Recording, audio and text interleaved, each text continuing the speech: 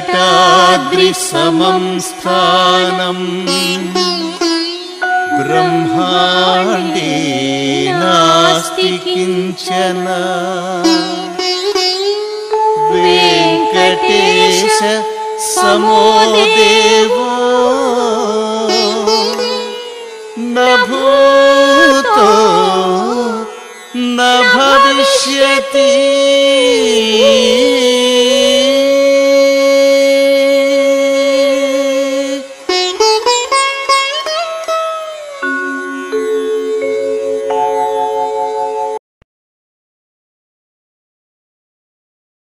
तत्त्वानां तत्त्वयाथार्थ्यवेदिने रामानुजाय मुनये नमो मम गरीयसे। स्वाधीनत्रिविधचेतना चेतनस्वरूपस्थितिप्रवृत्तिभेदम् क्लेशकर्माद्यशेषदोषा संस्पृष्टम् स्वाभाविकानवधिकातिशयज्ञानबलैश्वर्य वीर्यशक्तितेजःसौशील्यवात्सल्य मार्दवार्जवसौहार्दसाम्यकारुण्य माधुर्यगाम्भीर्य औदार्यचातुर्यस्थैर्यधैर्यशौर्यपराक्रम सत्यकामसत्यसङ्कल्प कृतित्वकृतज्ञताद्यसङ्ख्येय कल्याणगुणगणौघमहार्णवम् परब्रह्मभूतम् पुरुषोत्तमम् श्रीरङ्गशायिनम्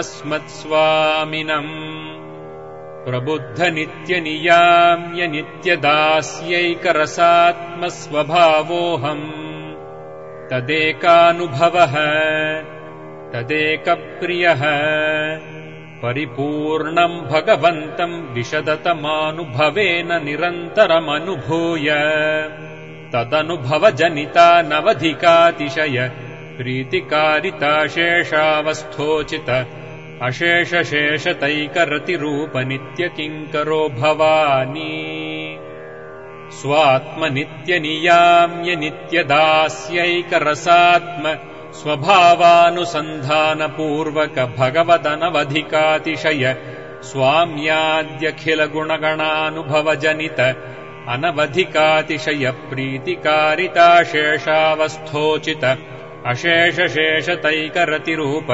नित्यकैङ्कर्यप्राप्त्युपायभूतभक्ति तदुपाय सम्यग्ज्ञान तदुपाय समीचीनक्रिया तदनुगुणसात्विकतास्तिक्यादि समस्तात्मगुणविहीनः दुरुत्तरानन्ततद्विपर्यय ज्ञानक्रियानुगुणानादिपापवासनामहार्णवान्तर्निमग्नः तिलतैलवद्दारुवह्निवत् दुर्विवेचत्रिगुणक्षणक्षरणस्वभाव अचेतनप्रकृतिव्याप्तिरूप दुरत्यय भगवन्मायातिरोहितस्वप्रकाशः अनाद्यविद्यासञ्चितानन्ताशक् विस्रंसनकर्मपाशप्रग्रथितः अनागतानन्तकालसमीक्षयापि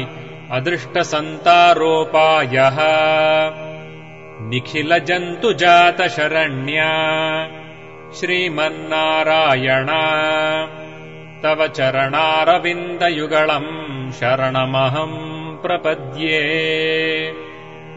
एवमवस्थितस्याप्यर्थित्वमा